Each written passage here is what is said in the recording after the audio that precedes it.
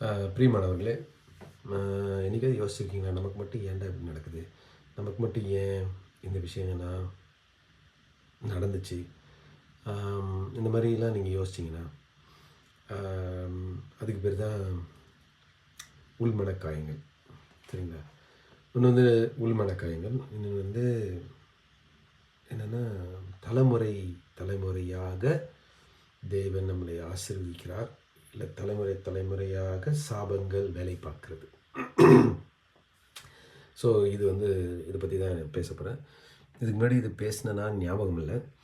But இதுக்கு ஆங்கிலத்தில் என்ன சொல்லுவாங்கன்னா, generational curses, drama, spiritual scars அப்படிலாம் சொல்லுவாங்க. சரிங்களா? அதெல்லாம் ஞாபகம் வச்சுக்கோங்க.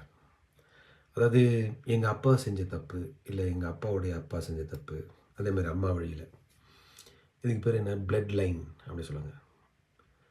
வேதத்தில் லேவியர் புஸ்தகத்தில் சொல்லுவார், ரத்தத்தில் ஜீவன் உண்டு அப்படின்னு சொல்லியிருப்பார். ஓகே, அதேமாரி ஆதியாகமம் 3வது அதிகாரத்தில் 4வது அதிகாரத்தில் ஆபேலின் ரத்தம் என்னை பார்த்து கூப்பிடுகிறது. இப்போ என்னது ரத்தம் பேசுதா அப்படின்லாம் யோசிக்க வேண்டிய விஷயம். அது இப்போல்லாம் சயின்ஸ் வந்து அதெல்லாம் ப்ரூவ் பண்ணியிருக்காங்க.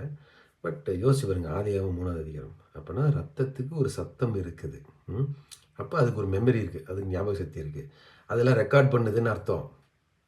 அப்படின்னா என்னென்னா, ஒரு ஒரு காலகட்டத்தில் யாரெல்லாம் நம்மளுடைய மூதாதையர்கள்லாம் தப்பு பண்ணுறதெல்லாம் ரத்தத்தில் ரெக்கார்ட் ஆகிருக்கும். அதெல்லாம் என்ன ஆயிருக்குன்னா சாபங்கள், ஆவிக்குரிய சாபங்கள். மன்னிக்கணும். அப்போ நம்ம ரத்தத்தில் இத்தனை வருட காலங்களாக இருக்கிற எல்லா டீட்டெயிலும் நம்ம ரத்தத்தில் இருக்குது. அப்படின்னா நம்ம முன்னாடி இருக்கிறவங்க எல்லாமே தப்பு பண்ணியிருக்கிறது எல்லாமே நம்ம ரத்தத்துலேயும் ரெக்கார்ட் ஆகிருக்கும். அப்போ அவங்க செஞ்ச தப்புனா ரெக்கார்டு, சாபங்கள், பாவங்கள், ஆவிக்குரிய மண்டலத்தில் காயங்கள், உள்மன காயங்கள், மனக்காயங்கள், இப்படி ஏகப்பட்ட வெரைட்டி இருக்குங்க ரத்தத்தில்.